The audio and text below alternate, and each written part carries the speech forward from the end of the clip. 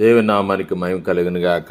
ప్రియ దేవుని బిడ్డలారా, పరిశుద్ధ గ్రంథం నుండి అపోస్తలుడైన పౌలు రోమీయులకు రాసిన రోమా పత్రిక 8వ అధ్యాయము 31వ వచనాన్ని చదువుకుందాం. ఇట్లుండగా ఏమందుము, దేవుడు మన పక్షమున నుండగా మనకు విరోధి ఎవడు? ప్రియ దేవుని బిడ్డలారా, ఐగుప్తు దేశంలో 430 ఏళ్ల పాటు దుర్భరమైన బానిసత్వంలో మగ్గిపోయారు ఇశ్రాయేలు ప్రజలు.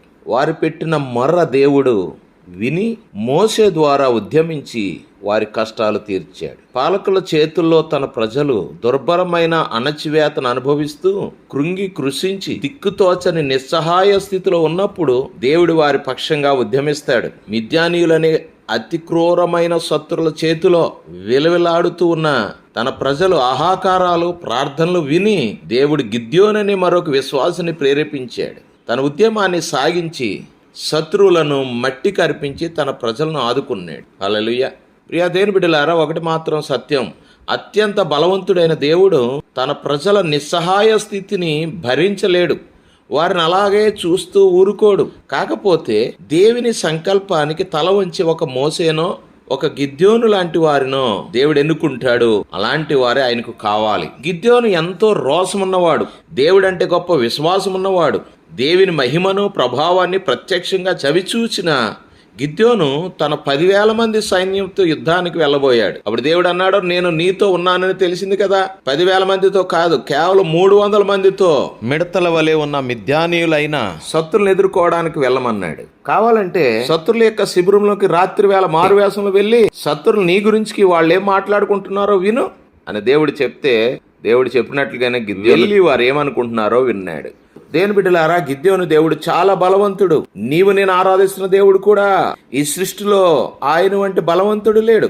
అందువల్ల గిద్యోను కట్టడానికి ఎదురు లేదు. అతను ఎదుర్కొనేవారు అన్ని లక్షల మందిలో ఒక్కరూ లేరని వాళ్ళు నిస్సహాయ స్థితిలో మాట్లాడుకోవడం విన్న గిద్యోను విశ్వాసంలో మరింత బలపడి కేవలం 300 మందితోనే ఎంతో వ్యూహాత్మకంగా యుద్ధం చేసి శత్రులను మట్టి కరిపించి ఘన విజయం సాధించాడు.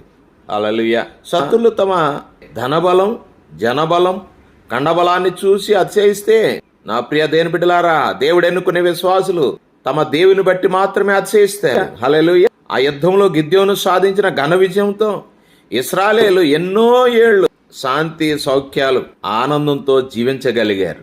అవును ప్రియ దేవుని బిడ్డ, దేవుడు నీ పక్షమునుంటే విరోధి అవడు. విజయం నీదే. బలహీనులు అసహాయులైన తన ప్రజలను ఆదుకోవడానికి దేవుడు ఎల్లప్పుడూ సంసిద్ధుడే. అందుచేత దేవుడు తన కోసం కొందరిని ప్రత్యేకపరచుకొని వారికి శ్రమల ద్వారా శిక్షణిచ్చి తన ప్రజల సంరక్షణార్థం వారి సంక్షేమం కోసం వాడుకుంటాడు. హల్లెలూయా. దేవుని పక్షంగా ప్రజల యొక్క సంక్షేమం కొరకు దేన్నైనా చేయడానికి సంసిద్ధులైన నిస్వార్థపరులను దేవుడు పురుకొల్పి నాయకత్వాన్ని వారికి ఇచ్చి నడిపిస్తాడు. దేవుడు అలాంటి వ్యక్తుల ద్వారానే తన గొప్ప కార్యాలు చేసి ప్రజలకు ఊరటనిస్తాడు. నా ప్రియ దేవుని బిడ్డలారా, స్పందించే సున్నితమైన హృదయం, ఇతరులను ఆదుకునే బలమైన చేతులు దేవుడు మనకిచ్చే బహుమానం లాంటివి. కోట్లాది మందిలో దేవుడు తన ఉద్యమం కోసం ఎవరో ఒకరిని ఎన్నుకుంటాడు.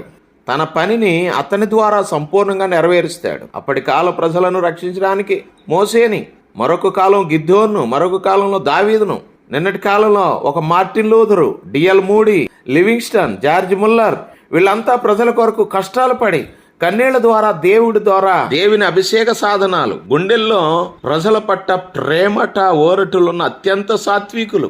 వీరంతా కూడా ప్రజల యొక్క సంఘటనలను దేవుని కళ్ళతో చూసి దేవుని మనసుతో అర్థం చేసుకుని దైవావేశులై దైవికమైన శక్తితో ప్రజలను ఆదుకొని దైవాశీర్వాదాలు తీసుకుని వచ్చిన వారు. నా ప్రియ సహోదర సహోదరి, ఈ రోజున దేవుడు నీ పక్షంగా ఉన్నాడా? దేవుడు నీ పక్షంగా ఉంటే నీ ఒక ఉద్యమించే బలమైన సాధనంగా ఉంటావు. మోసే వలె, గిద్యోను వలె, లేక దావీదు వలె, మార్టిన్ లూథర్ వలె, డిఎల్ మూడీ వలె బలమైన సాధనంగా ఆయన సన్నిధిలో వాడబడతావు. ఒకవేళ అటువంటి సామర్థ్యం లేదా, కనీసం దైవజనుల కొరకు అటువంటి బలవంతులు లేవాలని ప్రార్థన చేయి. నువ్వెంతగా ప్రార్థన చేస్తావో తప్పకుండా దేవుడు ఆ ప్రార్థనకు ప్రతిఫలం ఇస్తాడు. దేవుడు వాడుకునే అనేక మంది సేవకుల కుటుంబాలకు కూడా భద్రత, ఆరోగ్యానికి, ఆశీర్వాదాలకు కొరత ఉండదు. అందులో నిన్ను కూడా భాగస్థుడిగా చేస్తాడు. నా ప్రియ సహోదర సహోదరి, దేవుని సన్నిధిలో బలమైన వారిగా ఉందాం. దేవుని సన్నిధిలో ఉద్యమ సారథులుగా ఉందాం. దేవుడు నిన్ను ఒక బలమైన సాధనంగా తీర్చునుగాక.